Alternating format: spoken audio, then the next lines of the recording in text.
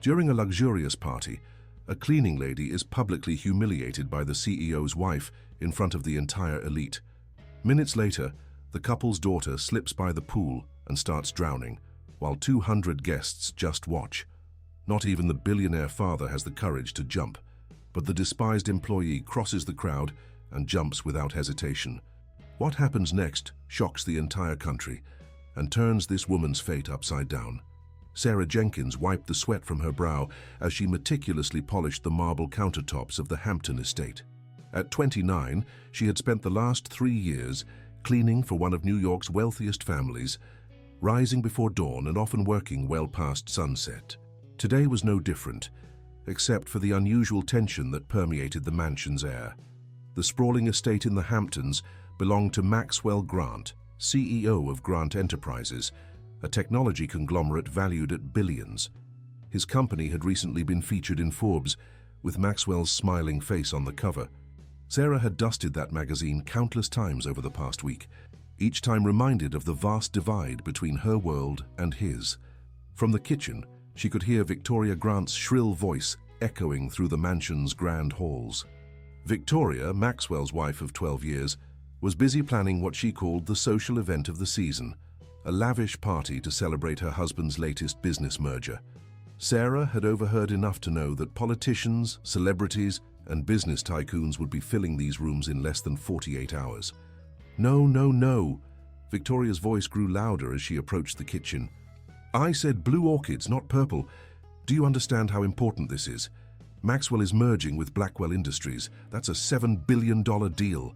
Sarah kept her head down, focusing on the marble beneath her hands as Victoria stormed in, her phone pressed to her ear. Designer heels clicking aggressively against the floor, Sarah had just spent 2 hours cleaning. I'm sorry, Mrs. Grant, the florist's voice was audible through the phone. We'll correct the order immediately. See that you do, Victoria snapped, ending the call before turning her attention to Sarah. Her eyes narrowed, scanning the kitchen with the scrutiny of a military inspector. Those windows still have streaks, and I can see dust on the chandelier. I'll take care of it right away, Mrs. Grant, Sarah responded, keeping her voice even despite the knot forming in her stomach. The chandelier had been cleaned yesterday, but Sarah knew better than to argue. Victoria's gaze lingered critically. Make sure you do. 200 of New York's most influential people will be here tomorrow night. Everything must be absolutely perfect. As Victoria turned to leave, 8-year-old Lily Grant skipped into the kitchen, her blonde curls bouncing with each step. Unlike her mother, Lily's smile was genuine, reaching all the way to her bright blue eyes. Sarah, look what I made in art class today. She proudly held up a colorful drawing of what appeared to be a family. It's beautiful, Lily, Sarah said, warmth filling her voice as she briefly abandoned her cleaning cloth to examine the artwork. Is that your family? Uh-huh. Lily nodded enthusiastically, pointing to each figure. That's Daddy, that's me, and that's you. Sarah's heart skipped a beat as she noticed that Victoria was conspicuously absent from the drawing. Before she could respond, Victoria spun around, her face flushing red. Lily, what have I told you about bothering the help when they're working? Victoria snatched the drawing from her daughter's hands. And what is this nonsense? Go to your room and start your piano practice. Miss Peterson will be here in 20 minutes. Lily's smile vanished as quickly as it had appeared. But Mom, I wanted to show Sarah. Now Lily. Victoria's voice left no room for argument. With shoulders slumped, Lily turned to leave, but not before giving Sarah a small secret wave. Sarah returned it with a wink, their silent exchange unnoticed by Victoria, who was already back on her phone scheduling a last-minute manicure. Once alone, Sarah returned to her work, moving from the kitchen to the grand living room with its imported Italian furniture. Each piece cost more than she earned in several months. The white sofa alone, Victoria had reminded her countless times, was worth $15,000 and required special cleaning products that Sarah was only allowed to use under supervision. As she worked, Sarah thought about her tiny apartment in Queens, where her elderly mother waited for her return each night. After her father's heart attack 2 years ago, medical bills had piled up, forcing Sarah to take this job despite the daily humiliations. The pay was better than most housekeeping positions, and the health insurance was comprehensive, a necessity for her mother's ongoing care. From the second floor, Sarah heard the delicate notes of Chopin floating down the marble staircase as Lily began her piano practice. The child played beautifully, her talent evident even to Sarah's untrained ear. Sometimes on quiet afternoons when Victoria was at her spa appointments, Sarah would sit and listen, and occasionally Lily would invite her to turn the pages of her sheet music. Those moments were rare treasures in Sarah's otherwise exhausting days.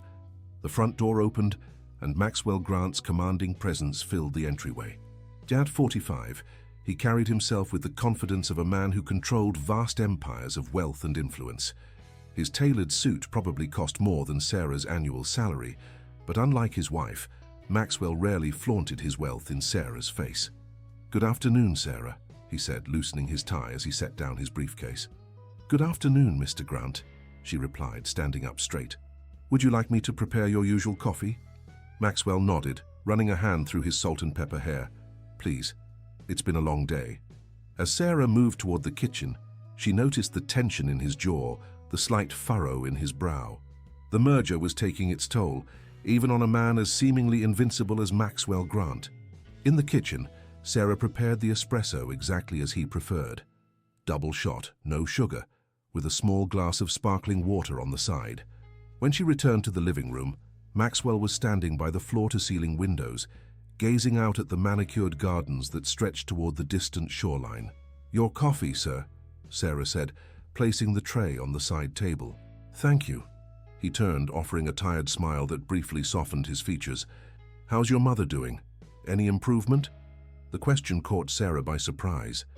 It had been weeks since he'd asked about her family, and she hadn't expected him to remember. "She's stable, thank you for asking. The new medication seems to be helping with her pain." Maxwell nodded, his expression genuine. "Good. That's good to hear." He took a sip of his espresso. "I understand my wife has been particularly demanding with the party preparations." Sarah chose her words carefully. "It's a very important event, sir. I'm happy to help ensure everything is perfect." A shadow crossed Maxwell's face. "Yes, well, perfection comes at a cost, doesn't it?" Before Sarah could decipher his meaning, he continued, "I've authorized a bonus for your extra hours this week. You'll find it in your next paycheck." "Thank you, Mr. Grant. That's very generous." The piano music from upstairs stopped abruptly, followed by the sound of running footsteps. Moments later, Lily appeared, face brightening at the sight of her father. "Daddy!" she exclaimed, rushing toward him.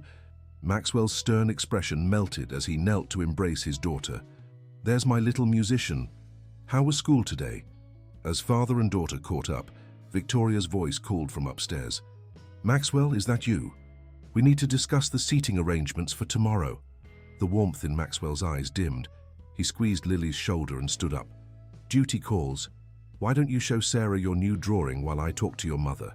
As Maxwell headed upstairs, Lily tugged at Sarah's hand, leading her toward the kitchen. "I have a secret to tell you," she whispered, glancing around to make sure they were alone. "What is it?" Sarah asked, kneeling to Lily's level. Lily leaned close, her breath warm against Sarah's ear. "Mom was saying mean things about you on the phone yesterday. I heard her talking to Aunt Bethany. She said she wants to—" Lily hesitated, struggling with the adult concept. "Replace you after the party." Sarah's stomach tightened, but she maintained a reassuring smile for Lily's sake. Sometimes adults say things they don't really mean when they're stressed. "But she sounded serious," Lily insisted, her blue eyes wide with concern. "And she was saying mean things about Daddy, too. I recorded it on my new phone." "You recorded it?" Sarah asked, surprised that an 8-year-old would think to do such a thing. Lily nodded solemnly. "Daddy gave me a phone for emergencies, but it has a voice recorder. I know how to use it because we learned about technology in school." Sarah gently placed her hands on Lily's shoulders. "Lily, sweetie, it's not nice to record people without their permission. But what if Mom does something bad?" Lily asked, her innocence giving way to a wisdom beyond her years. "Daddy always says we should have evidence when something's not right." Before Sarah could respond, Victoria's voice rang out once more, calling for Lily to return to her piano practice. The girl squeezed Sarah's hand before running off, leaving Sarah alone with her thoughts and the unsettling knowledge that her position in the household might be even more precarious than she'd realized. As Sarah resumed her cleaning, the weight of her responsibilities pressed down on her. Without this job, her mother's medical care would be at risk. She needed to ensure that everything was perfect for tomorrow's party. Her future depended on it. Outside, dark clouds gathered on the horizon, mirroring the storm that Sarah sensed was brewing within the walls of the Hampton estate. Tomorrow would bring 200 of the most powerful people in the country to these halls, and with them, a chain of events that would change everything. The morning of the party arrived with an oppressive humidity that hung over the Hampton estate like a weighted blanket. Sarah had been up since 4, meticulously preparing every inch of the mansion for the evening's festivities. Her muscles ached as she arranged the last of the fresh flowers in the grand entrance hall, careful not to disturb the delicate blue orchids Victoria had specifically demanded. The household staff had tripled for the day, with caterers, bartenders, and additional housekeepers bustling through the mansion. Sarah, having been with the family longest, found herself unofficially supervising the newcomers, guiding them through Victoria's exacting standards. "Those champagne flutes need to be arranged in perfect rows," she instructed a young server, recognizing the anxiety in his eyes. "Mrs. Grant will check them personally, trust me." "Is she really that bad?" the server whispered, glancing nervously over his shoulder. Sarah offered a sympathetic smile, but said nothing. Her silence was answer enough. From the second floor, Victoria's voice carried throughout the house as she berated her personal stylist. "This dress makes me look fat. I told you I needed something slimming. The Blackwells will be here tonight, and Evelyn Blackwell always looks like she just stepped off a runway." Sarah continued working, her movements practiced and efficient. 3 years in this house had taught her how to become nearly invisible, how to anticipate needs before they were expressed, and most importantly, how to avoid Victoria's wrath, most days at least. As she polished the grand piano in the living room, Lily appeared at her side, dressed in a pale blue party dress that matched her eyes. "You look beautiful," Sarah said, setting down her cloth to properly admire the girl's outfit. "Mom says I have to be on my best behavior tonight," Lily replied, twirling to make her dress flare out. "I'm supposed to play piano for the guests after dinner." "You'll be wonderful," Sarah assured her, "just like in your recital last month." Lily beamed at the compliment before her expression grew serious. "Sarah, I heard Mom talking about you again this morning. She told Dad that you're asking for too much money and that you're ungrateful." Sarah's heart sank. She hadn't asked for a raise in over a year, despite the increasing demands of her position. "Your mom is under a lot of pressure with this party, Lily. Sometimes people say things they don't mean when they're stressed." "But that's not true," Lily insisted, "and I recorded more stuff. Mom was on the phone with someone named Marcus, and she was saying really mean things about you and Dad." She pulled her phone from a hidden pocket in her dress. "Want to hear it?" "Lily," Sarah began gently, "I don't think—" "What's going on here?" Maxwell's voice interrupted them as he entered the room, looking distinguished in a charcoal suit that emphasized his broad shoulders. Lily quickly tucked her phone away. "Nothing, Daddy. I was just showing Sarah my dress." Maxwell studied his daughter's face, clearly sensing there was more to the conversation, but he didn't press. Instead, he turned to Sarah. "Victoria is looking for you. Something about the guest bathroom not being properly stocked." "I'll take care of it right away, sir," Sarah replied, giving Lily's hand a quick squeeze before hurrying off.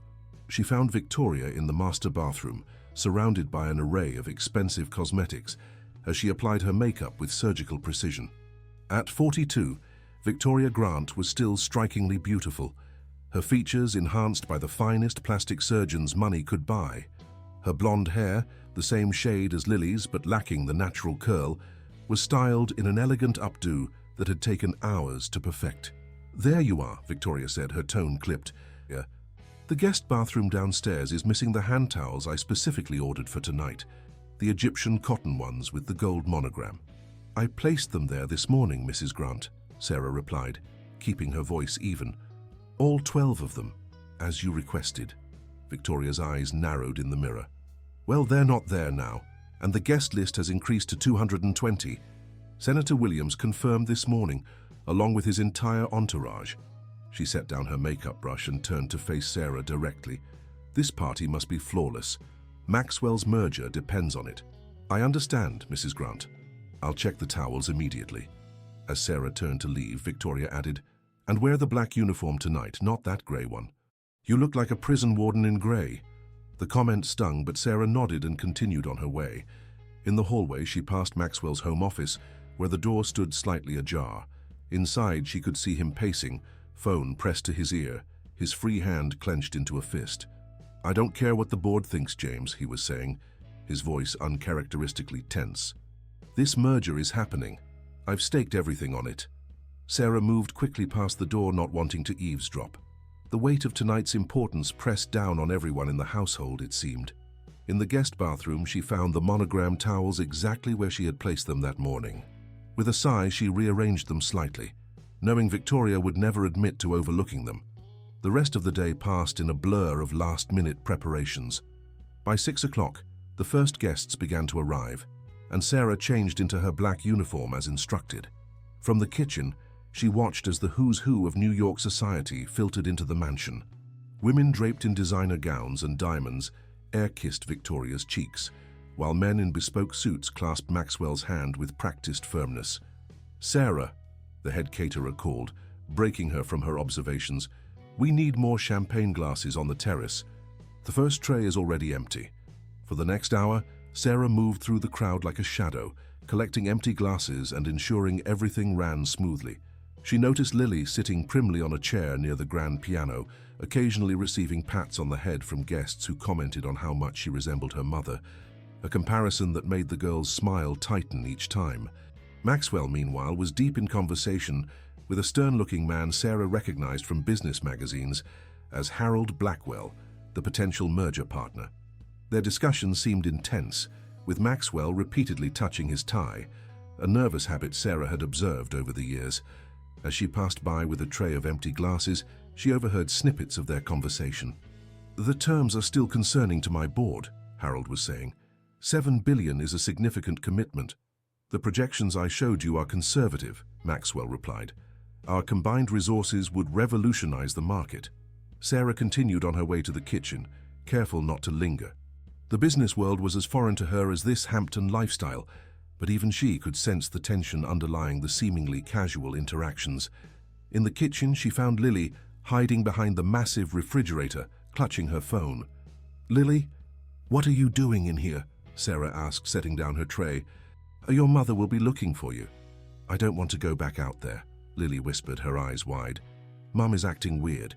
She's being super nice to everyone, but then she says mean things when they walk away, and she keeps looking at you funny." A chill ran down Sarah's spine. "What do you mean?" "Like she's planning something," Lily said. "She was talking to Mrs. Blackwell about you and they were laughing. I don't like it." Before Sarah could respond, Victoria's voice cut through the kitchen. "Lily, there you are. Everyone's asking about your piano performance." Her gaze shifted to Sarah, a cold smile forming on her lips. "And Sarah, I've been looking everywhere for you. We have a situation in the living room that requires your special attention."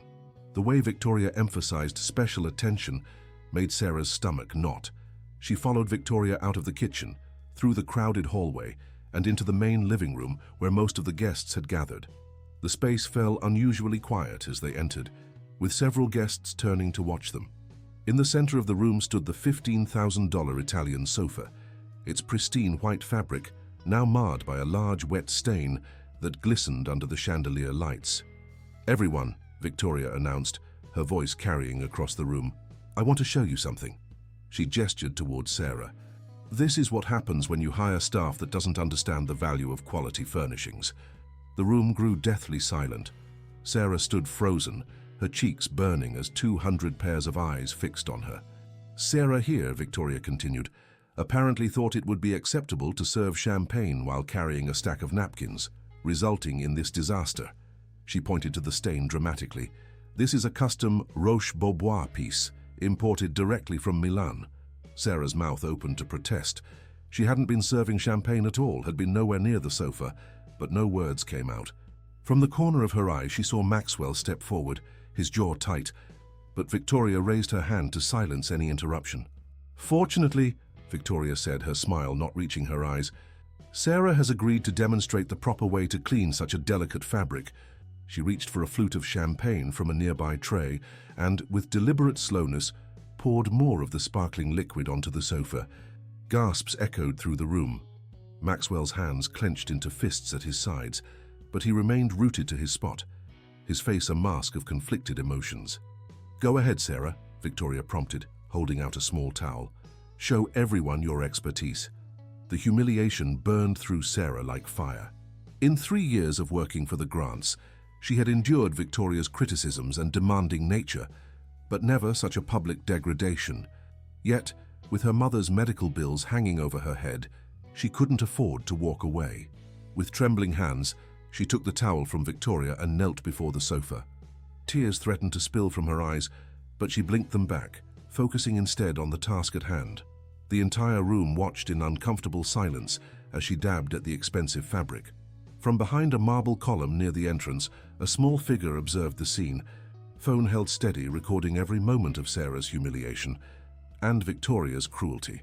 Lily's expression was solemn beyond her years as she captured the evidence of her mother's true nature. As Sarah worked, fighting to maintain her dignity, she was unaware that the events unfolding would soon cascade into a moment that would change the trajectory of all their lives, revealing character in crisis and forcing choices that would strip away pretenses to expose the truth beneath wealth and power. Outside, the first rumble of thunder sounded across the Hamptons, a distant warning of the storm approaching, both literally and figuratively. The heavy silence in the living room was broken only by the soft sound of Sarah's methodical cleaning and the occasional clink of champagne glasses as guests pretended to resume their conversations.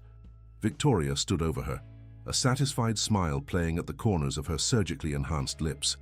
"You missed a spot," Victoria said loudly enough for the nearby guests to hear. She pointed to a section of the sofa with her manicured finger, the massive diamond on her ring catching the light. Sarah's hands were shaking as she moved to the indicated area, the expensive fabric dampening beneath her fingers.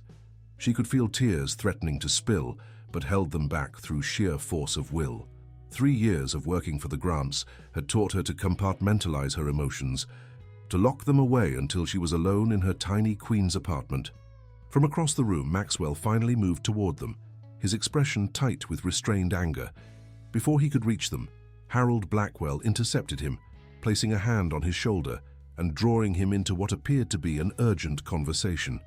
Maxwell's gaze remained fixed on Sarah for a moment longer, before he reluctantly turned his attention to his potential business partner. "Mrs. Grant," a soft voice called from behind them. Sarah turned to see one of the catering staff, a young woman named Emma, holding a fresh towel. "I brought the special cleaner for delicate fabrics. Would you like me to help?" Victoria's eyes narrowed at the interruption. "That won't be necessary. Sarah needs to learn her lesson about carelessness." As Victoria turned to address a comment from one of the guests, Emma knelt beside Sarah, subtly passing her the special cleaning solution. "Hang in there," she whispered. "This stuff works miracles." Sarah gave her a grateful nod, accepting the bottle and applying a small amount to the stain. The cleaning solution worked quickly, the champagne stain lifting from the white fabric. Within minutes, the sofa looked pristine once more. "All done, Mrs. Grant," Sarah announced, keeping her voice professional despite the humiliation still burning in her chest. Victoria turned, surprise and disappointment flashing across her face as she saw the now spotless sofa. "Well," she said after a moment, "I suppose even the most basic skills can be mastered eventually. You may return to your duties in the kitchen." Sarah stood, smoothing her black uniform, and made her way through the crowd of guests who parted like the Red Sea, their expressions a mix of pity and discomfort. As she passed the marble column near the entrance, a small hand reached out to grab hers. "I got it all," Lily whispered, her blue eyes wide with indignation. "Mom was awful to you, and look." She angled her phone screen so only Sarah could see it, a short video clip showing Victoria deliberately spilling champagne on the sofa when no one was looking moments before she'd called Sarah over. "Lily," Sarah whispered urgently, "put that away." "If your mother sees—" "She won't," Lily insisted. "I'm going to show Dad later. He needs to know what she did." "This isn't your burden, sweetheart. Please, just delete it and go enjoy the party." Lily shook her head stubbornly. "No, it's not right." With that, she slipped her phone back into her dress pocket and disappeared into the crowd, leaving Sarah torn between gratitude for the child's loyalty and fear of Victoria's reaction if she discovered the recording. In the kitchen, Sarah found refuge in the mundane task of arranging dessert trays. The caterers worked around her respectfully, having witnessed her humiliation through the serving window. One of the older women, a veteran of high society events, patted her shoulder as she passed.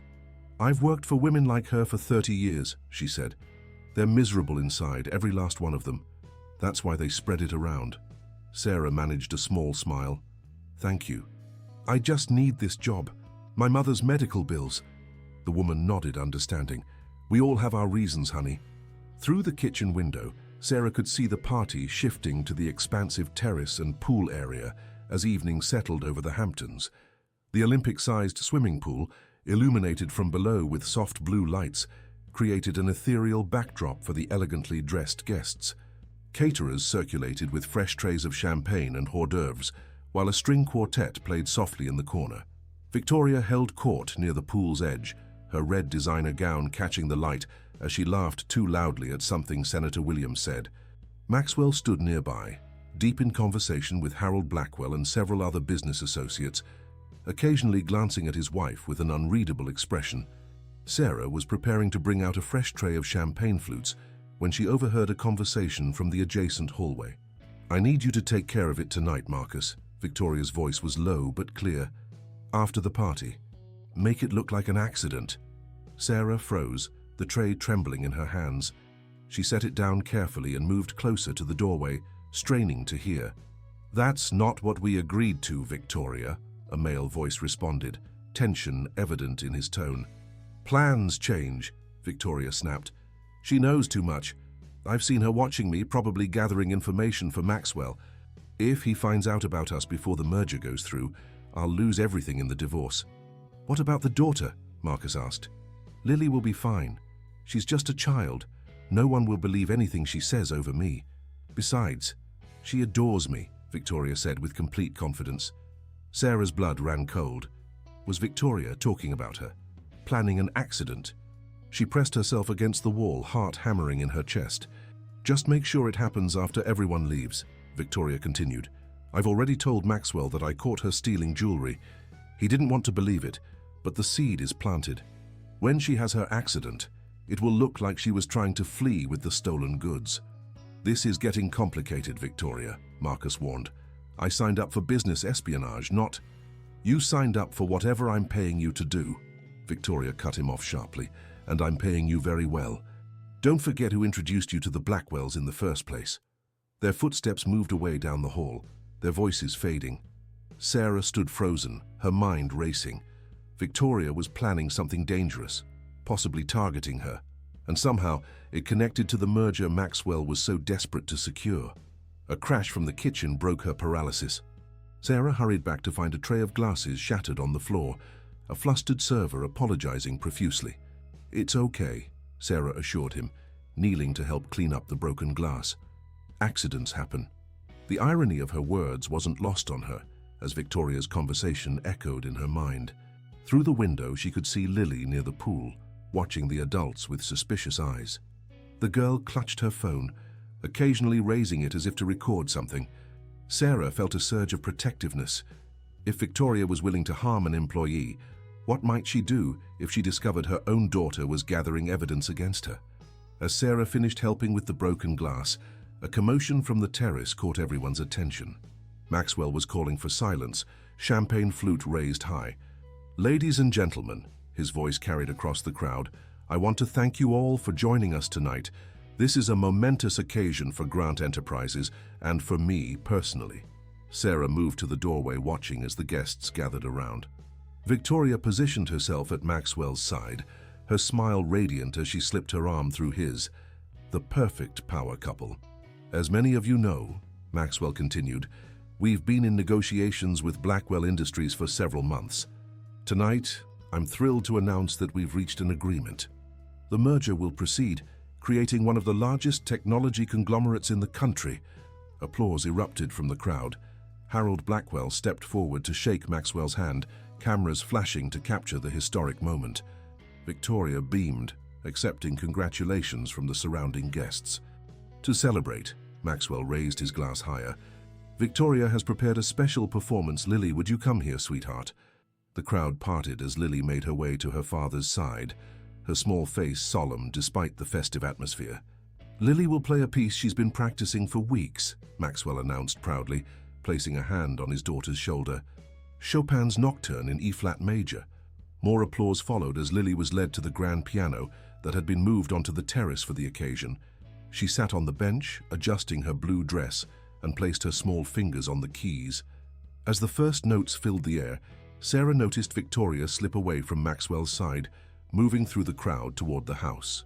Their eyes met briefly as Victoria passed the kitchen doorway, and the cold calculation in the woman's gaze sent a shiver down Sarah's spine. Lily's music provided the perfect distraction as Victoria disappeared inside. Without thinking, Sarah followed, keeping a safe distance. Something told her that whatever Victoria was planning, it was happening now, while all attention was focused on Lily's performance. She tracked Victoria through the house to Maxwell's study, where the door stood slightly ajar. Peering through the crack, Sarah saw Victoria rifling through Maxwell's desk, eventually pulling out a folder marked Confidential Blackwell Merger. Victoria quickly photographed several documents with her phone before replacing the folder exactly as she had found it. She then moved to the computer, typing rapidly, her expression intent.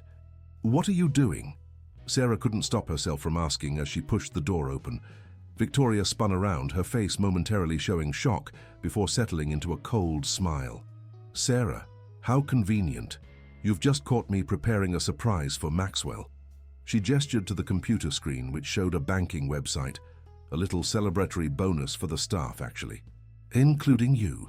The lie was so smooth that Sarah might have believed it if she hadn't overheard the earlier conversation. "Really? That's very generous." "Yes, well," Victoria closed the browser window with a quick click. "Maxwell works the staff too hard. I was going to announce it after Lily's performance." She moved toward the door, forcing Sarah to step aside. "Let's get back to the party, shall we? I wouldn't want to miss the end of my daughter's recital." As they walked back toward the terrace, Victoria's hand suddenly gripped Sarah's arm, her nails digging in painfully. "If you mention seeing me in Maxwell's office to anyone," she whispered, "remember that no one will believe the word of a servant over mine, especially after you're caught stealing tomorrow." Sarah pulled her arm free, her fear giving way to anger. "I've never stolen anything in my life." Victoria's smile was predatory. "Prove it." Before Sarah could respond, they were back among the guests, the final notes of Lily's performance filling the air. Thunderous applause erupted as the girl took a small bow, her eyes immediately seeking out her father's proud face. But Sarah noticed something else. Lily's phone, placed strategically on top of the piano, its camera facing directly toward the house they had just exited. The pieces clicked into place. Somehow Lily had been recording far more than just her mother's social cruelty. The child was gathering evidence of something much bigger, something connected to the merger and Victoria's secret plans.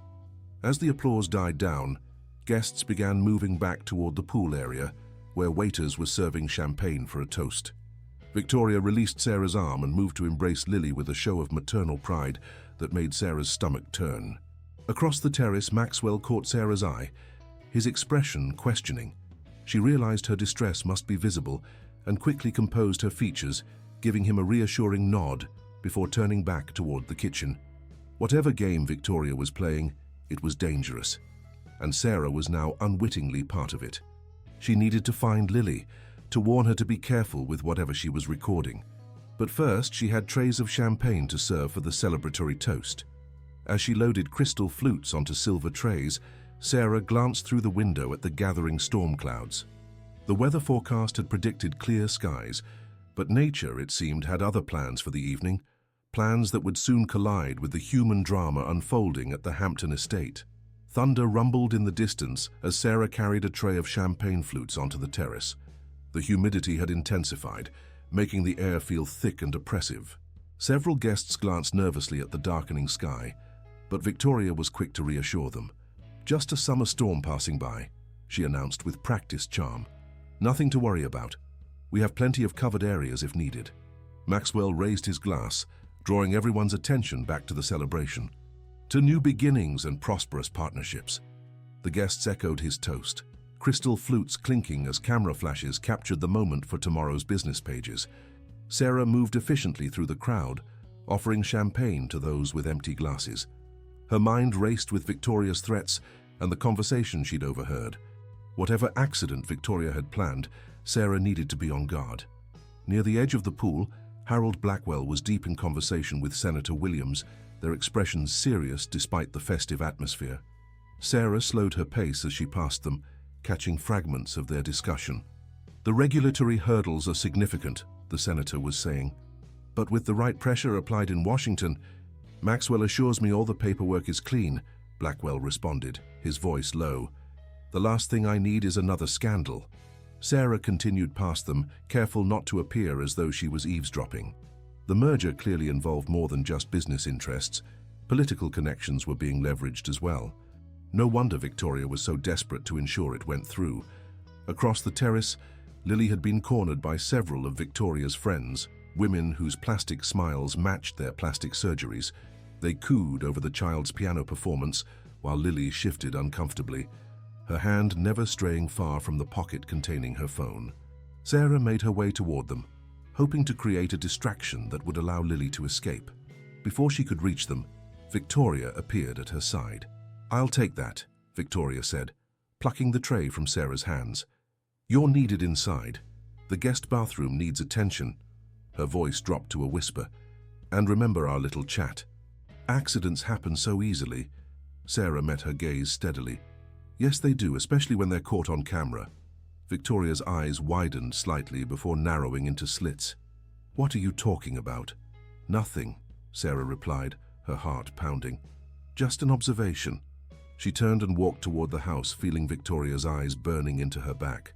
The implied threat had been risky, but Sarah hoped it might make Victoria think twice before attempting whatever she had planned. In the guest bathroom, Sarah found nothing amiss, confirming her suspicion that Victoria had simply wanted her away from the party. She quickly checked the other bathrooms, then made her way back to the kitchen, where the catering staff was preparing the dessert service. "There you are," Emma said, handing her a stack of dessert plates. "The storm's picking up.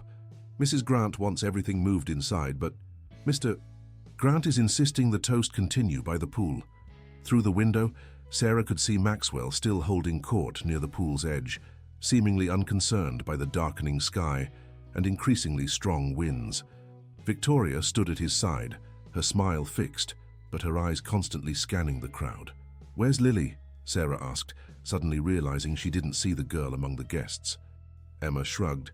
"I saw her heading toward the pool house a few minutes ago." Concern flooded through Sarah. The pool house was at the far end of the property, isolated from the main party. If Victoria was planning something, Lily could be vulnerable there. "Can you handle the desserts?" Sarah asked. "I should check on her." Emma nodded, taking the plates back. "Go ahead. That kid seems to trust you more than her own mother." Sarah slipped out the side door and hurried along the garden path toward the pool house. The wind had picked up significantly, blowing her hair across her face as the first fat raindrops began to fall. Lightning flashed across the sky, followed almost immediately by a crash of thunder that seemed to shake the ground. The pool house was dark when she reached it. Sarah knocked on the door. "Lily, are you in there?" No response came. She tried the handle and found it unlocked.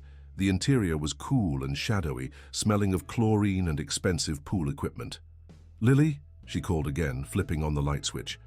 The room was empty, though a small backpack on the bench suggested Lily had been there recently. Sarah recognized it as the one the girl took to school, now partially unzipped with what looked like extra clothes inside. Was Lily planning to go somewhere? A scream from the main pool area shattered her thoughts. Sarah rushed back outside, now being pelted by heavy rain. Through the downpour, she could see commotion near the pool. Guests were crowding around the edge, pointing and shouting. Sarah ran toward them, her shoes slipping on the wet marble surrounding the pool. As she approached, she heard Victoria's panicked voice rising above the storm. "Lily! Oh my God, Lily!" Sarah pushed through the crowd, her heart in her throat. At the pool's edge stood Victoria and Maxwell, both staring in horror at the water below. There in the deepest section of the pool, a small figure in a blue dress was thrashing beneath the surface. Lily. "She can't swim well," Victoria screamed, clutching Maxwell's arm. "Someone help her!" The guests stood frozen in shock, many backing away from the pool's edge, as though afraid of being asked to intervene. Maxwell appeared paralyzed, his face ashen as he watched his daughter struggling. "I can't swim," he shouted, his voice breaking. "Someone, please." Sarah didn't hesitate. She kicked off her shoes and dove into the pool, the cold water shocking her system as she plunged beneath the surface. The chlorine stung her eyes, but she forced them open, swimming powerfully toward Lily's thrashing form. The child was panicking, making it difficult for Sarah to reach her safely. 3 years of swimming at the YMCA with her mother before work had made Sarah a competent swimmer, but Lily's desperate movements threatened to pull them both under. "Lily," Sarah called when she surfaced briefly. "Stop fighting. I'm coming to help you." Whether the girl heard her or simply exhausted herself, her movements calmed slightly. Sarah managed to reach her, wrapping an arm around the child's small chest from behind. "I've got you," she gasped, beginning to kick toward the shallow end. "Just relax." Lily coughed and sputtered but stopped struggling. Together they made slow progress through the water, hampered by Sarah's waterlogged uniform and Lily's sodden dress. From the pool's edge, 200 of New York's most powerful people watched in silence, none making a move to help. The rain fell in sheets now, drenching the elegant crowd as they observed the life-and-death drama unfolding in the illuminated water. As they neared the shallow end, Sarah's strength began to flag. Lily was small but had become a dead weight in her arms. The edge of the pool seemed impossibly far away. "Just a little further," Sarah encouraged, though she wasn't sure if she was speaking to Lily or herself. Finally, they reached the pool steps. Sarah pushed Lily ahead of her, lifting the girl toward the hands that now reached down to help. Maxwell had broken from his stupor and knelt at the pool's edge, reaching for his daughter with desperate hands. "Lily! Baby, are you okay?" he cried as he pulled her from the water. The girl coughed violently, water spilling from her mouth, but she was breathing. Sarah slumped against the pool steps, exhaustion washing over her as the adrenaline began to ebb. As she prepared to pull herself out, a sharp pain exploded in her temple. In her fatigue, she had misjudged the distance to the pool's edge, striking her head against the marble coping. Warm blood mixed with the cold pool water as her vision blurred. Sarah felt herself slipping back into the deeper water, her limbs suddenly too heavy to control. Through the haze of pain, she saw Victoria standing above her, watching with an expression that might have been concern or calculation. Sarah couldn't tell which. "Sarah's hurt," someone shouted. "She's bleeding." The world tilted and spun as Sarah struggled to remain conscious. The chlorinated water filled her nose and mouth as she slipped beneath the surface. Above her, distorted by the water, she could see figures moving, voices muffled by the liquid barrier between them. Darkness crept in at the edges of her vision. A strange calm settled over her as she thought of her mother waiting at home, of the bills that would go unpaid, of Lily safe in her father's arms. At least she had saved the child. Then strong arms were around her, pulling her upward toward the light and air. She broke the surface with a gasp, coughing violently as water expelled from her lungs. "I've got you," a deep voice said close to her ear. "Stay with me." Through the rain and blood streaming into her eyes, Sarah recognized Maxwell Grant. He had jumped into the pool fully clothed, his expensive suit ruined as he held her securely against his chest. "Get an ambulance," he shouted to the stunned crowd. "Now!" Sarah tried to speak but could only cough. Maxwell guided her to the pool steps, lifting her as though she weighed nothing. Blood streamed from the gash on her temple, staining her uniform and the white marble beneath her. "Dad, is Sarah going to be okay?" Lily's voice was small and frightened as she huddled beneath a towel someone had wrapped around her shoulders. "She'll be fine, sweetheart," Maxwell assured her, though his eyes betrayed his concern as he examined Sarah's head wound. "She's very strong." Victoria appeared at his side, her expression unreadable. "The ambulance is on its way. Perhaps we should move her inside, away from the storm." Maxwell nodded, lifting Sarah into his arms. As he carried her toward the house, Sarah fought to remain conscious, the world fading in and out around her. Through the crowd of onlookers, she caught sight of a news crew that had been covering the merger announcement, their cameras now trained on the unfolding drama. "Maxwell," Victoria hissed, noticing them as well. "The cameras." "I don't care," he replied, his voice hard as he carried Sarah into the house. Inside, he laid her gently on a sofa, not the expensive Italian one, but a more comfortable leather couch in his study. Lily appeared at her side, still dripping wet, but seemingly forgotten by the adults in the chaos. "You saved me," the girl whispered, her small hand finding Sarah's. "Thank you." Sarah managed a weak smile. "Are you okay?" Lily nodded solemnly. "I was trying to get my backpack from the pool house when I slipped. The marble was so wet." She glanced toward the doorway where Victoria stood watching them, her expression tense. "I recorded everything, Sarah. Everything Mum said about the accident she was planning for you." Before Sarah could respond, paramedics burst into the room, their efficient movements displacing Lily as they began examining Sarah's injuries. The last thing she saw before they lifted her onto a stretcher was Maxwell Grant's face, etched with worry and something else, something that looked remarkably like tenderness. As consciousness slipped away, carried on waves of pain and exhaustion, Sarah had no way of knowing that her brave act had been captured by news cameras and was already being broadcast across the country. By morning, millions would know her name and face. The humble housekeeper who had risked her life while America's elite stood frozen in fear. And in the coming days, the recordings made by an observant 8-year-old would blow open a scandal that would shake the foundations of New York society and transform all their lives forever. The steady beep of medical equipment greeted Sarah as consciousness slowly returned. Her eyelids felt impossibly heavy as she struggled to open them, finally managing to crack them enough to register the stark white ceiling of a hospital room. A dull throb pulsed at her temple, and her throat felt raw and scratchy. "She's waking up," a familiar voice said from somewhere to her right. Sarah turned her head slightly, wincing at the pain the movement caused. Maxwell Grant sat in a chair beside her bed, his normally immaculate appearance disheveled. His suit had been replaced by jeans and a wrinkled button-down shirt, and stubble darkened his jaw. He looked as though he hadn't slept in days. "Mr. Grant?" Sarah's voice emerged as a hoarse whisper. "Thank God," he breathed, leaning forward to press the call button for the nurse. "You've been unconscious for nearly 2 days." 2 days. Sarah tried to sit up but immediately regretted it as pain lanced through her head. Maxwell gently placed a hand on her shoulder. "Easy," he cautioned. "You hit your head pretty hard. The doctors said you have a severe concussion and needed stitches." Memory rushed back in fragments. The party, Victoria's threats, Lily in the pool, the sickening crack as her head struck marble. "Lily," Sarah gasped. "Is she okay?" Maxwell's face softened. "She's fine, thanks to you. Not even a cold from the ordeal." His voice thickened with emotion. "Sarah, what you did, I don't know how I can ever repay you." Before she could respond, a nurse bustled into the room, her face brightening when she saw Sarah awake. "There she is, our local hero." She moved efficiently to check Sarah's vitals, making notes on a tablet. "How's the pain on a scale of 1 to 10? 6, Sarah admitted. "My head hurts." "I'll get you something for that," the nurse promised. "You've got quite the fan club in the waiting room. We've had to turn people away." Sarah blinked in confusion. "Fan club?" Maxwell and the nurse exchanged glances. "You don't know, do you?"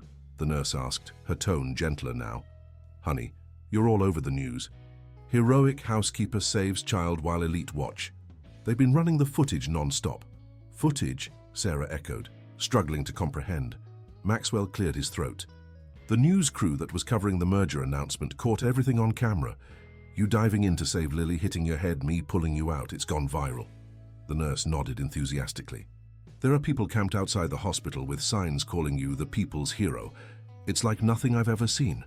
Sarah closed her eyes, overwhelmed by this information. All she had done was react instinctively to a child in danger. The idea that it had become some kind of national story was difficult to process. "Your mother's here too," Maxwell added softly. "She's been by your side almost as much as I have. She just went to get some coffee." "Mom's here?" Panic shot through Sarah as she thought of her mother's fragile health.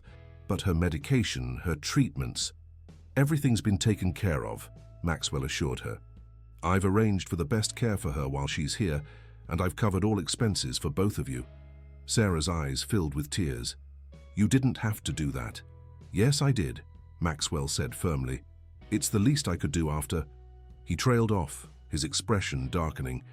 The nurse finished her checks and promised to return with pain medication. As the door closed behind her, Sarah gathered her courage to ask the question that had been forming since she woke. "Where's Victoria?" Maxwell's jaw tightened. "At home," dealing with the fallout. The press hasn't been kind to her, or to any of the guests who stood by while Lily was drowning. And the merger? Sarah asked, remembering how important it had been. A sardonic smile touched Maxwell's lips. Postponed indefinitely. Turns out Harold Blackwell has a granddaughter Lily's age. He wasn't impressed by my failure to act immediately when my own daughter was in danger. He ran a hand through his disheveled hair. Not that it matters now. There are other issues that have come to light. Before Sarah could ask what he meant, the door opened again. A small figure darted into the room, blue eyes wide with excitement. "Sarah, you're awake!" Lily exclaimed, rushing to the bedside. She carried a handmade card decorated with glitter and drawings of stick figures swimming. "I made this for you. That's you saving me, and that's Dad saving you." Sarah smiled despite her pain, accepting the card with trembling fingers. "It's beautiful, Lily." "Thank you." Behind Lily came an older woman with Sarah's same warm brown eyes, though her hair had gone completely grey. Ellen Jenkins moved more slowly, aided by a cane, but her face lit up at the sight of her daughter awake. "Oh, my baby girl," she said, tears welling as she approached the bed. Maxwell immediately stood to offer her his chair, which she accepted with a grateful nod. "Mom, you shouldn't have come all this way," Sarah protested, though her heart swelled with joy at seeing her mother. Ellen took her daughter's hand. "Wild horses couldn't have kept me away. Besides, Mr. Grant arranged everything. A car service, a comfortable room at the hotel across the street." She glanced at Maxwell with undisguised gratitude. "He's been a true gentleman." Maxwell looked uncomfortable with the praise. "It's nothing, really. If you'll excuse me, I should let the doctor know Sarah's awake." He headed for the door, pausing to place a gentle hand on Lily's shoulder. "Don't tire her out, sweetheart." When he had gone, Ellen leaned closer to her daughter. "He hasn't left your side for more than an hour at a time," she whispered. "The nurses say he's been sleeping in that chair." "What about his wife?" Sarah asked, keeping her voice low. Ellen's expression hardened slightly. "She came once, with a photographer, stayed just long enough to be seen and then left." She patted Sarah's hand. "There are rumors, you know. The nurses talk. They say she was horrible to you at the party before the accident." "It's complicated, Mom," Sarah hedged, not wanting to burden her mother with the full truth of Victoria's behavior. Lily, who had been examining the medical equipment with childlike curiosity, suddenly turned to them. "My mom was mean to Sarah," she stated matter-of-factly. "She made her clean up a mess in front of everyone. And she was planning something bad." Ellen's eyes widened. "What do you mean, dear?" Lily glanced toward the door before pulling her ever-present phone from her pocket. "I have proof. I've been recording stuff. Dad's really mad about it." Sarah reached out, gently lowering the phone. "Lily, maybe now isn't the time." "It's okay," Lily insisted. "Dad already knows everything. I showed him all the recordings while you were sleeping. That's why he and Mum were fighting last night." A knock at the door interrupted them. Dr. Chen, the neurologist, entered with a tablet in hand and a warm smile on her face. "Ms. Jenkins, it's good to see you awake. You gave us quite a scare." She began checking Sarah's pupils with a small light. "Your CT scan showed no bleeding, which is excellent news, but you do have a significant concussion. You'll need to take it easy for several weeks." "When can I go back to work?" Sarah asked, immediately thinking of the bills that would continue to arrive whether she was working or not. Dr. Chen raised an eyebrow. "Not for at least a month, possibly longer. And even then, light duty only. No heavy lifting or strenuous activity." Sarah's heart sank. A month without income would be devastating, even with the modest savings she had managed to accumulate. As if reading her thoughts, Ellen squeezed her hand. "Don't worry about that now. Mr. Grant has already promised your job will be waiting and that you'll continue to receive your salary while you recover." Relief washed over Sarah, followed immediately by suspicion. Why would Maxwell be so generous? Was it just gratitude for saving Lily? Or was there something more? After completing her examination, Dr. Chen prescribed pain medication and recommended at least another day in the hospital for observation. As she left, Maxwell returned, accompanied by a distinguished-looking man in an expensive suit. "Sarah, this is Richard Harrington, my personal attorney," Maxwell introduced. "He'd like to speak with you if you're feeling up to it." Richard stepped forward, his manner professional but kind. "Ms. Jenkins, it's an honor to meet you. I won't take much of your time, but there are some matters we should discuss regarding the incident at the Grant residence. Ellen rose from her chair. Perhaps Lily and I should give you some privacy. Actually, Richard said, it might be best if everyone stays. What I have to say concerns all of you. Maxwell lifted Lily onto the edge of the bed, where she snuggled carefully against Sarah's side. The gesture of trust and affection brought a lump to Sarah's throat. Richard cleared his throat. First, Ms. Jenkins, I want to assure you that all your medical expenses are being covered by Mr. Grant personally, not through insurance. Additionally, he has established a trust to provide for your mother's ongoing medical needs. Sarah gasped. Mr. Grant, that's too much. Maxwell held up a hand to silence her protest. It's already done, Sarah. Please let me do this. Richard continued. Second, there's the matter of the media. Your story has captured national attention. We've had offers from several networks for exclusive interviews, book deals, even movie rights. Movie rights, Sarah repeated, dumbfounded. Your act of heroism has resonated with people, Richard explained. The juxtaposition of a housekeeper diving in without hesitation while some of the country's most powerful individuals stood frozen has created a powerful narrative. I don't want any of that, Sarah said firmly. I just did what anyone would do. But that's just it, Maxwell interjected, his voice tight with emotion. No one else did it. Not me, not any of the 200 important people at that party. Only you. Richard nodded. While I understand your reluctance, I would advise at least considering some of these offers. The financial security they could provide would be significant. Before Sarah could respond, Lily spoke up. What about the bad stuff Mom was planning? And the secret phone calls? Don't forget to tell her about that, Dad. Maxwell exchanged a glance with his attorney, who gave a slight nod. Sarah, Maxwell began, his voice low and serious. Lily showed me the recordings she made during the party. They include Victoria discussing plans to harm you and make it look like an accident. Sarah's blood ran cold, so her suspicions had been correct. There's more, Maxwell continued. Victoria was working with Marcus Delgado, a competitor's corporate spy. She was passing him confidential information about the merger, which could have resulted in insider trading charges against me. She was also, he hesitated, glancing at Lily, involved with him personally. I'm sorry, Sarah said quietly, unsure what else to offer. Maxwell's laugh was bitter. Don't be, our marriage has been a sham for years. I just didn't have the courage to end it. He looked at his daughter with genuine tenderness. I was afraid of losing Lily. Which brings us to another matter, Richard interjected smoothly. Mr. Grant has initiated divorce proceedings against Mrs. Grant. Given the evidence Lily collected, we anticipate a favorable outcome regarding both financial terms and custody arrangements. Sarah's head was spinning, and not just from her injury. In the space of a few days, her entire world had been upended. She had gone from being an anonymous housekeeper to a national hero, from worrying about paying her mother's medical bills to having them covered indefinitely, from fearing Victoria's threats to learning that the woman would soon be out of the picture entirely. I understand this is overwhelming, Maxwell said gently. You don't need to make any decisions right now. Just focus on getting better.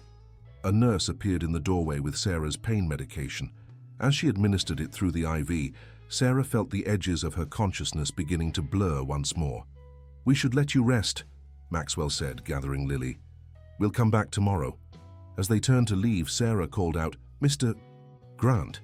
He paused, looking back at her with those intense eyes that had always seemed to see right through her. Thank you, she said simply, for everything.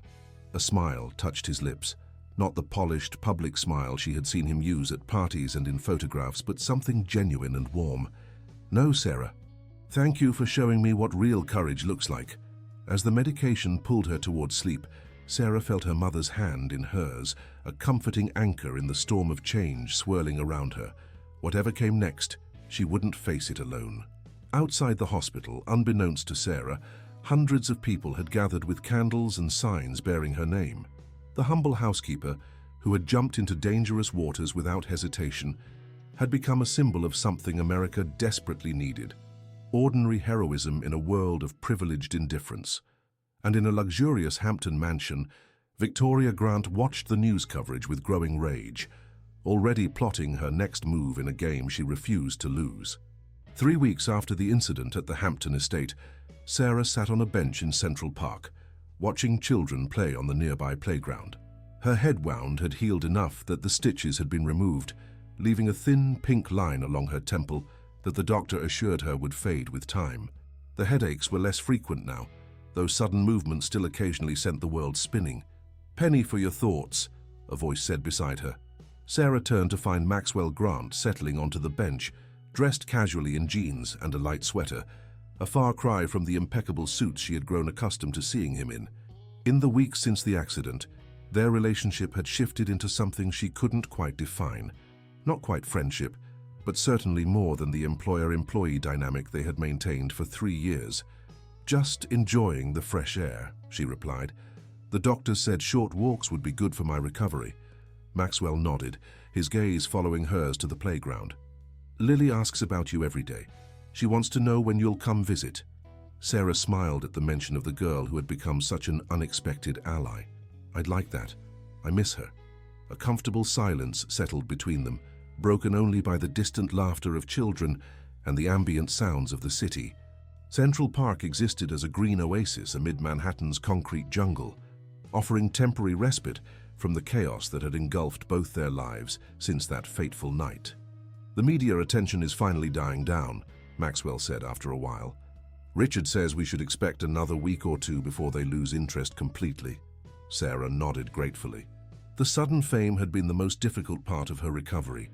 Reporters had camped outside her apartment building, ambushed her mother at medical appointments, and created elaborate narratives about her life that bore little resemblance to reality. Maxwell had eventually moved both her and her mother to a secure apartment building he owned, where security kept the press at bay.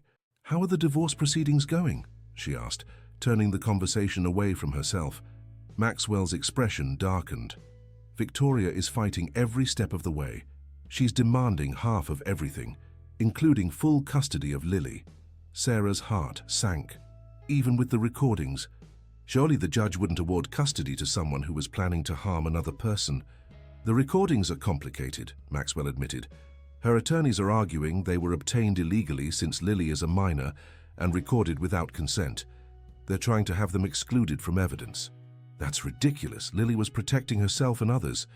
Maxwell's smile was grim. "Welcome to high-stakes divorce proceedings. It's not about what's right, it's about what clever attorneys can argue." He ran a hand through his hair, a gesture Sarah had come to recognize as a sign of his frustration. "Victoria has also begun a smear campaign against you." Sarah stiffened. "Against me? Why?" "She's claiming you've manipulated the situation to insinuate yourself into our lives, that you deliberately put yourself in danger to gain my sympathy and gratitude." His voice hardened. "She's even suggested there was something inappropriate between us before the accident." Heat rushed to Sarah's cheeks. "That's absurd. I've never—" "I know," Maxwell assured her quickly. "Everyone who knows you knows that's ridiculous. But Victoria is desperate and cornered, which makes her dangerous." He hesitated before adding, "She's been contacting former staff members, offering money for negative stories about you." Sarah's stomach clenched. "Has anyone taken her up on it?" "A few," he admitted reluctantly. "Most refused, but she found a couple who were willing to claim you spoke disrespectfully about us behind our backs, that you took small items from the house, that sort of thing." Tears of frustration pricked at Sarah's eyes. 3 years of impeccable service, of enduring Victoria's humiliations without complaint, of caring for their home and their child with dedication, and now her reputation was being sullied by lies. "I don't understand why she hates me so much," Sarah said quietly. "Even before all this, she seemed to go out of her way to make my life difficult." Maxwell was silent for a long moment. "I think," he said finally, "she saw in you everything she knew she wasn't. Genuine, hard-working, kind." He turned to face Sarah directly. "Lily adored you from the beginning. Victoria couldn't stand that." Sarah dropped her gaze, uncomfortable with both the compliment and the intensity in Maxwell's eyes. "What happens now?" "We fight back," he said simply. "Richard is gathering statements from other staff members who can testify to your character. Emma, the caterer who helped you during the party, has already provided a detailed account of Victoria's behavior that night. And Lily. How is she handling all this?" Maxwell's expression softened. She's stronger than I ever realized. The therapist says she's processing everything remarkably well, though she misses you. He paused. She also misses her mother, despite everything. Victoria may be a lot of things, but she is still Lily's mom. The pain in his voice was evident. For all of Victoria's flaws and betrayals, Maxwell understood that completely severing the relationship between mother and daughter would bring its own kind of trauma. Children are resilient, Sarah offered. With the right support, Lily will be okay. That's what I'm counting on, Maxwell agreed. He checked his watch and stood. I have a meeting with Richard in an hour.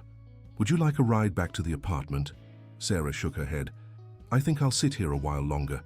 The doctor said light exercise is important for my recovery. Of course. Maxwell hesitated, then reached into his pocket. I almost forgot. This is for you. He handed her a small velvet box. Sarah stared at it, confused. What's this? Open it, he encouraged. Inside, nestled against black velvet, lay a delicate silver pendant in the shape of a lifeguard float. Maxwell, I can't accept this. Please, he interrupted. Lily picked it out. She said it was perfect because you were her lifeguard. Sarah's throat tightened with emotion as she lifted the necklace from the box. The workmanship was exquisite, the symbolism touching. It's beautiful, she admitted. Thank her for me. You can thank her yourself, Maxwell said. We're having a small dinner tomorrow night.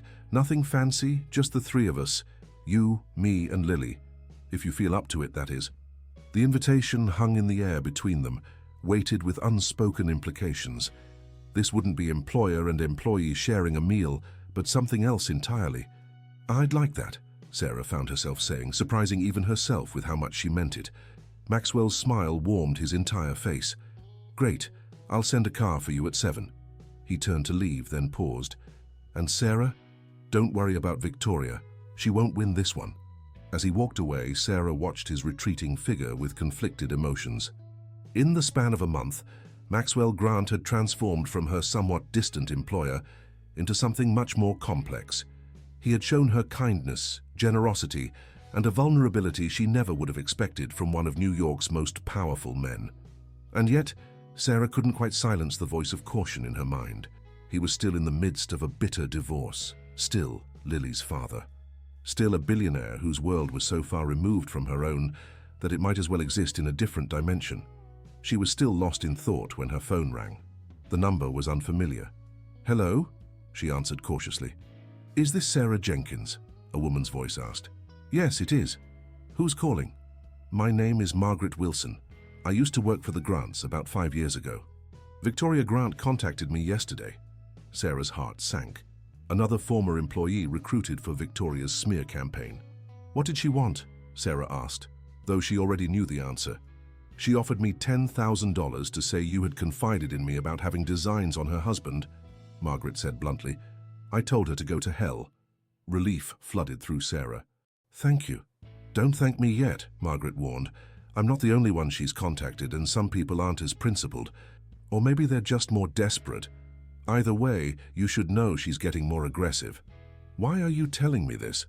There was a pause on the other end of the line. Because I was once in your position, the convenient target for Victoria's insecurities. She made my life hell until I couldn't take it anymore and quit. I don't want to see history repeat itself. After hanging up, Sarah sat with the information, the beautiful day suddenly seeming less bright. Margaret's warning confirmed what Maxwell had already told her, but hearing it directly made the threat feel more immediate. As she finally rose to walk back to the apartment, a familiar face caught her attention across the street. Emma, the caterer who had shown her kindness during the party, was waving and crossing toward her. Sarah, I thought that was you, Emma said as she approached. How are you feeling? Better every day, Sarah replied with a genuine smile. In the chaos following the accident, she hadn't had a chance to properly thank Emma for her support. I wanted to thank you for helping me that night and for speaking to Mr. Grant's attorney. Emma waved away her gratitude. Anyone with eyes could see how that woman treated you. It was disgusting. She glanced around before lowering her voice. Have you heard what she's been doing? Trying to buy people off to lie about you. I just got a call about it, actually. Emma's expression hardened.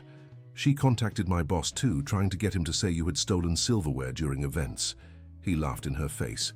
She shook her head in disgust. That woman doesn't know when to quit. They chatted for a few more minutes before Emma had to leave for a catering job. As they parted, Emma squeezed Sarah's arm encouragingly. Don't let her get to you. The truth always comes out in the end. Sarah hoped she was right.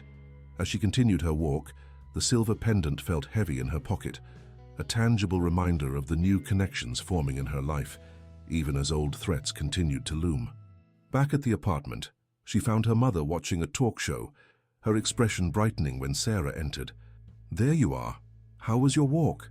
"Good," Sarah replied, settling beside her on the couch. "I ran into Maxwell in the park." Ellen's eyes twinkled knowingly. "Oh? And how is Mr. Grant today?" "Mom," Sarah warned, recognizing the matchmaking tone in her mother's voice. "Hey, it's not like that." "If you say so, dear," Ellen replied, clearly unconvinced. "He's certainly attentive for a man who's just your employer." Sarah couldn't deny that. Maxwell had been remarkably present during her recovery, visiting the hospital daily, ensuring she and her mother had everything they needed, even remembering small details about her preferences and comfort. "He invited us to dinner tomorrow night," Sarah admitted. "Just him, Lily, and us." Ellen's smile widened. "How lovely. I'll need to find something suitable to wear." "Actually, Mom, he just invited me." Her mother's eyebrows rose. "I see. Well, that makes it even clearer, doesn't it?" "It's not a date," Sarah insisted, though the fluttering in her stomach suggested otherwise. "He's still technically married, and I'm still technically his employee." "Technically," Ellen repeated with emphasis, "but circumstances have a way of changing the technicalities, don't they?" Before Sarah could respond, her phone chimed with a text message. It was from an unknown number. "Stay away from my family or you'll regret it." Sarah's blood ran cold. There was no signature, but she didn't need one to know who had sent it. "What is it, dear? You've gone pale," her mother observed with concern. Sarah forced a smile, quickly deleting the message. "Nothing important. Just a spam text." As she excused herself to lie down, claiming a headache, Sarah couldn't shake the foreboding that had settled over her. Victoria Grant was escalating, moving from professional attacks to personal threats. The question wasn't if she would make her next move, but when and how destructive it would be. In the bedroom of the luxurious apartment Maxwell had provided, Sarah fingered the silver pendant, drawing strength from what it represented. She had already faced down one life-threatening situation and emerged stronger. Whatever Victoria had planned, Sarah would face that too. She just hoped that this time, the price wouldn't be too high for those she had come to care about. 2 months after the fateful night that had changed everything, Sarah stood in front of a full-length mirror, hardly recognizing the woman who stared back at her. Gone was the plain black uniform that had defined her for 3 years. In its place, a simple but elegant blue dress complemented her natural beauty, which needed little enhancement. The small scar at her temple had faded to a thin silver line, barely visible beneath her carefully styled hair. "You look beautiful," Ellen said from the doorway of Sarah's bedroom, her eyes misting with maternal pride. Sarah smoothed the unfamiliar fabric nervously. "It feels strange, getting dressed up for a party at the Grants' house. Last time I was there, I was serving the guests, not joining them." "Life has a way of turning the tables when we least expect it," Ellen observed wisely. "Are you sure you're ready for this? It's your first time back since the accident." The question gave Sarah pause. Was she ready to return to the Hampton estate? The memories of that night still haunted her dreams occasionally. The feeling of cold water closing over her head, the terror of watching Lily struggling beneath the surface, the sickening crack as her skull met marble. "I think so," she answered finally. "Maxwell says Victoria won't be there. The divorce is nearly finalized and she's moved to her own place in the city." Ellen nodded approvingly. "And you've been calling him Maxwell for weeks now, not Mr. Grant." Another change. Sarah felt her cheeks warm. Over the past 2 months, her relationship with Maxwell Grant had evolved in ways she could never have anticipated. What began as grateful employer and loyal employee had blossomed into something deeper through shared meals, long conversations, and the common ground of caring for Lily. The doorbell rang, signaling that the car Maxwell had sent had arrived. Ellen kissed her daughter's cheek and squeezed her hands. "Remember who you are," she said softly. "No matter what happens tonight or in the future, you're still my Sarah, Strong, compassionate, and true to yourself. The drive to the Hamptons passed quickly, the luxury sedan whisking Sarah through increasingly exclusive neighborhoods until they reached the now familiar gates of the Grant estate. As they pulled into the circular driveway, Sarah was surprised to see Maxwell waiting on the front steps. He looked handsome in a tailored suit, his salt and pepper hair catching the early evening sunlight. When the driver opened her door, Maxwell approached and offered his hand to help her out. "You look stunning," he said, his admiration evident in his gaze. "Thank you," Sarah replied, suddenly shy in this new dynamic between them. "It feels strange to be arriving as a guest." Maxwell smiled. "You were always more than staff to us, Sarah, at least to Lily and me." Inside, the mansion had been transformed. Gone were the austere white furnishings and cold museum-like decor that Victoria had preferred. In their place, warm colors and comfortable furniture created a welcoming atmosphere that felt like a real home. "I had the place redone," Maxwell explained, noticing her surprise. "Too many bad memories in the old design." Lily helped pick everything out. Speaking of Lily, the 8-year-old came barreling down the grand staircase, her face lighting up at the sight of Sarah. She wore a dress that matched the blue of Sarah's own, clearly a planned coordination. "Sarah, you're here!" Lily exclaimed, throwing her arms around Sarah's waist. "Dad said you might not come." Sarah returned the hug, warmth filling her chest at the child's genuine affection. "And miss your piano recital?" "Never," Lily beamed. "I've been practicing for weeks. I learned a new piece just for you." Maxwell checked his watch. "The guests will be arriving soon. Lily, why don't you show Sarah the changes we made to the garden while I finish up some calls?" As they walked through the French doors onto the terrace, Sarah was struck by how different the property looked. The meticulously manicured formality had been replaced with colorful flower beds and comfortable seating areas. Even the notorious pool had been modified. It was now shallower at one end, with gentle steps replacing the steep drop-off where Lily had fallen. "Dad said we needed to make it safer," Lily explained, following Sarah's gaze. "And look." She pointed to a bronze plaque embedded in the stone near the pool's edge. It read simply, "Courage is an ordinary person doing the extraordinary when others stand frozen, in honor of Sarah Jenkins." Sarah's throat tightened with emotion. "Your dad did that?" Lily nodded. "He says it's to remind everyone who comes here what really matters." She lowered her voice conspiratorially. "Most of the people who were here that night aren't invited anymore. Dad says he doesn't want fair-weather friends." As they continued their tour, Lily chattered away about school, her piano lessons, and the custody arrangement that allowed her to see Victoria on weekends. Despite everything that had happened, Maxwell had insisted on maintaining some relationship between mother and daughter, a decision that spoke volumes about his character. "Mom's different now," Lily said thoughtfully, as they sat on a garden bench. "Quieter. She doesn't yell as much." Sarah chose her words carefully. "Sometimes difficult experiences change people." "She asked about you last weekend," Lily continued. "She wanted to know if you were still coming around. I think she's jealous." Before Sarah could formulate a response to this revelation, Maxwell called from the terrace. The first guests had arrived. The evening unfolded like a dream, so different from the last party held at this house. Instead of political power brokers and business tycoons, Maxwell had invited teachers from Lily's school, neighbors who had shown kindness during the media frenzy, and staff members who had worked at the estate over the years, including Emma from the catering company. "He's making a statement," Emma observed as she and Sarah stood by the refreshment table, watching Maxwell chat warmly with the gardener who had maintained the property for a decade. The old Maxwell Grant would never have mixed social circles like this. Sarah had to agree. The man who moved easily among his guests, making sure everyone felt welcome, bore little resemblance to the distant, work-obsessed CEO she had first met 3 years ago. After dinner, served buffet-style on the terrace rather than formally in the dining room, Lily took her place at the grand piano. The guests gathered around as she began to play, her small fingers moving confidently across the keys. The piece was Debussy's Clair de Lune, hauntingly beautiful and surprisingly complex for such a young performer. As the final notes faded, applause erupted. Lily took a small bow, her eyes seeking out Sarah's for approval. Sarah gave her an enthusiastic thumbs up, her heart swelling with pride. The evening continued pleasantly, until a commotion at the front of the house drew everyone's attention. Raised voices carried through the open doors, one of them unmistakably Victoria's. "I have every right to be here. That's my daughter in there." Maxwell excused himself and moved quickly toward the disturbance. Sarah instinctively sought out Lily, finding her frozen at the piano bench, her earlier confidence replaced by anxiety. "It's okay," Sarah assured her, placing a protective arm around the girl's shoulders. "Your dad will handle it."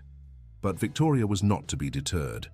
She pushed past Maxwell and strode onto the terrace, her expensive perfume announcing her presence, before her designer heels clicked into view. She had lost weight since Sarah had last seen her, her face gaunt beneath flawless makeup, her eyes wild with an emotion Sarah couldn't quite place. "So this is the new social circle," Victoria announced loudly, her gaze sweeping dismissively over the assembled guests. "Gardeners and housekeepers instead of senators and CEOs. How the mighty have fallen." Maxwell approached her calmly.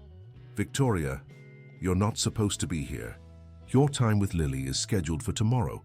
"I wanted to see this travesty for myself," she replied, her words slightly slurred. Sarah realized with a shock that Victoria was intoxicated. "My husband, throwing a party for the help while I'm served with divorce papers that leave me practically destitute." "We both know that's not true," Maxwell said evenly. "The settlement is more than generous." Victoria's laugh was brittle. "Generous? You're taking my home, my social standing, my daughter. You're taking yourself from me," Lily's small voice interrupted. She had moved to stand beside Sarah, her expression far too serious for a child her age. "Every time you say mean things, every time you hurt people I care about." Victoria's face softened momentarily at the sight of her daughter. "Lily, sweetheart, you don't understand. These people have turned you against me, especially her." Her accusing finger pointed directly at Sarah. Sarah felt all eyes turn to her, but she kept her focus on Lily, whose small hand had slipped into hers for support. "Sarah never said anything bad about you," Lily stated firmly. "Not once, even when you were awful to her." Victoria's expression hardened again. "Of course she wouldn't, not to your face. She's been playing the long game, worming her way into your father's life, into our home." "That's enough, Victoria," Maxwell cut in sharply. "You're upset, and clearly not sober. I'm calling you a car." "No!" Victoria's voice rose hysterically. "Not until everyone hears the truth about your precious Sarah." She fumbled in her purse, producing a small recording device. "I have proof of what she really thinks about all of you." Before anyone could stop her, Victoria pressed play. Sarah's voice filled the suddenly silent terrace. "Can't stand another day in that house. Victoria Grant is the most entitled, cruel woman I've ever met, and Maxwell isn't much better. So focused on his precious business empire that he doesn't even see what's happening in his own home." Sarah's blood ran cold. She had never said those words, yet the voice was unmistakably hers. Victoria's triumphant smile faltered as Lily stepped forward, her own phone in hand. "That's fake," the child announced confidently. "Listen to this." Lily pressed play on her phone, and a series of shorter recordings began to play, fragments of Sarah's voice saying various phrases, clearly taken from different conversations and pieced together to create the damning statement Victoria had just played. "I found these on Mum's computer last weekend," Lily explained, her voice steady despite the tension in the air. "She's been recording Sarah for months, cutting and pasting words to make it sound like she said bad things." A collective gasp went through the gathering. Victoria's face drained of color. "You went through my private files?" she sputtered. That's the same thing you did to Sarah," Maxwell suggested, his voice deceptively calm. "The difference is, Lily did it to protect someone, not to destroy them." Victoria's gaze darted around the terrace, finding no sympathy in the faces surrounding her. Even those who had been her friends now looked at her with undisguised disgust. "You don't understand," she said desperately. "She's taken everything from me." "No, Victoria," Maxwell replied softly. "You did that yourself." As if on cue, Richard Harrington, Maxwell's attorney, appeared at the terrace entrance. "I received your text," he said to Maxwell. "The security team is ready to escort Mrs. Grant off the property, and I've notified the judge about this violation of the restraining order." Victoria's shoulders slumped in defeat. "You're having me arrested? At a party?" "No," Maxwell said. I'm having you escorted home where you can sober up and reflect on your choices. But this incident will affect the custody arrangement. You need help, Victoria. Professional help.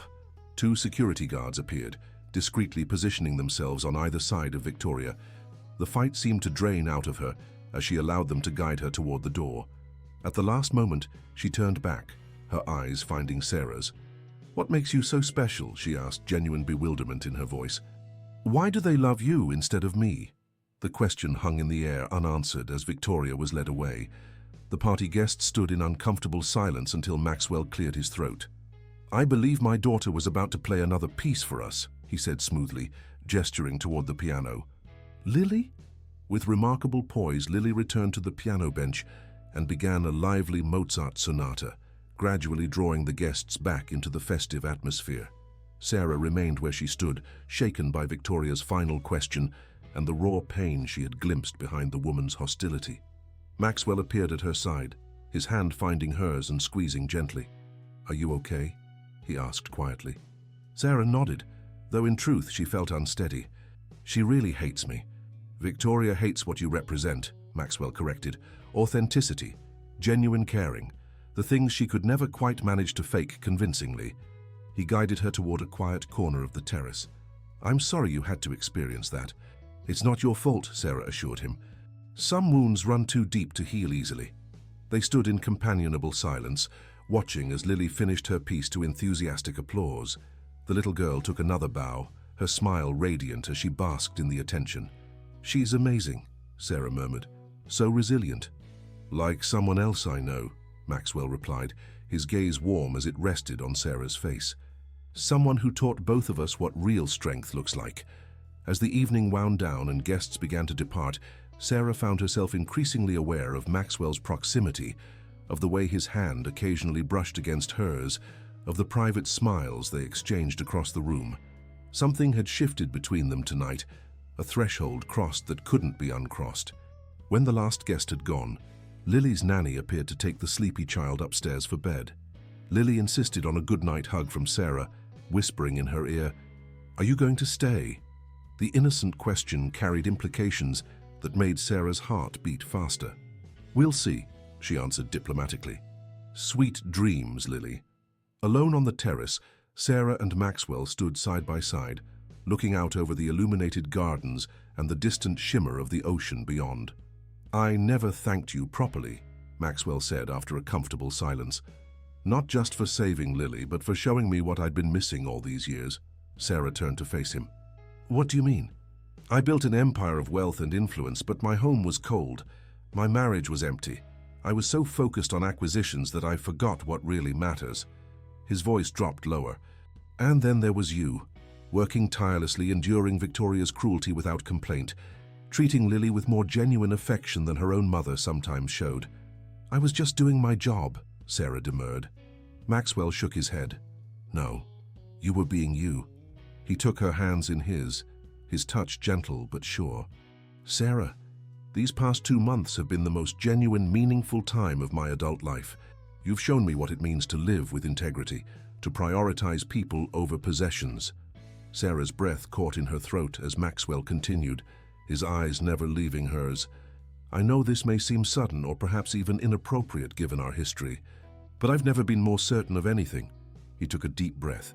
"I've fallen in love with you, Sarah Jenkins, not because you saved my daughter, though I'll be eternally grateful for that, but because of who you are, your kindness, your strength, your unshakable moral compass." The confession hung in the air between them, honest and vulnerable in a way the powerful Maxwell Grant had likely never been before. Sarah felt tears prick at her eyes, overwhelmed by the intensity of her own emotions. "I don't expect you to feel the same," he continued quickly. "And I understand if this complicates things. You were my employee and I'm still technically married until the divorce is finalized next week. But I needed you to know." Sarah found her voice at last. "I do feel the same," she admitted softly. "I've been fighting it, telling myself it was gratitude on your part, or that the circumstances were too complicated. But the truth is, I've never felt this way about anyone before." The smile that bloomed across Maxwell's face was like sunrise breaking through clouds. He stepped closer, one hand gently cupping her cheek. "May I?" he whispered. Sarah nodded, her heart thundering in her chest as Maxwell lowered his lips to hers in a kiss that felt like coming home. All the doubts and fears that had plagued her melted away in the certainty of this moment, of this connection that had been building long before either of them recognized it. When they finally parted, both slightly breathless, Maxwell pressed his forehead to hers. "I don't want to rush this. We can take all the time you need." Sarah smiled. "After everything we've been through, I think we've earned the right to follow our hearts." As they stood together under the stars, the Hampton estate no longer felt like a place of painful memories and stark class divisions. Instead, it had become the setting for an unexpected love story, one built on mutual respect, shared values, and the kind of genuine connection that transcended social boundaries. 2 years later, the same terrace would host a very different gathering, an intimate wedding ceremony where Lily, now 10, would serve as flower girl, where Ellen Jenkins would sit in the place of honor reserved for the mother of the bride, and where Maxwell and Sarah would exchange vows that formalized what they had already proven through actions, that true love is shown not in grand gestures, but in daily choices to stand by one another through life's challenges. And somewhere across the country, Victoria Grant would receive news of the wedding while working at her new position, director of a foundation helping women rebuild their lives after personal setbacks. Her own journey from privileged socialite to humbled human being had been painful, but ultimately redemptive, teaching her that second chances were possible for those willing to face their demons and begin again. As for Sarah, the housekeeper who had once cleaned the very terrace where she would become Mrs. Grant, her story would inspire others for years to come, not because she had married a wealthy man, but because she had remained true to herself throughout extraordinary circumstances, proving that real worth had nothing to do with bank accounts and everything to do with the courage to do what's right even when no one else will. In a world that often celebrated wealth and status above all else, Sarah and Maxwell's journey reminded everyone who heard it that the truly precious things in life couldn't be bought. Courage, integrity, and love that sees past superficial barriers to the heart of what matters most. Film de Historia, dear listeners, we hope that Sarah and Maxwell's journey has touched your heart. Their story reminds us that true courage often comes from unexpected places, and that genuine connection transcends social boundaries. For more emotionally rich stories that explore the complexity of human relationships, we've prepared a special playlist that you can find by clicking on the link to your left. If you enjoyed this tale of redemption and second chances, please don't forget to subscribe to our channel and like this video. Every day we bring unique stories that illuminate the human experience in all its complicated glory. Share your thoughts in the comments below. We'd love to hear which character resonated with you most. Until our next story, remember that sometimes life's most beautiful transformations begin with a single act of courage.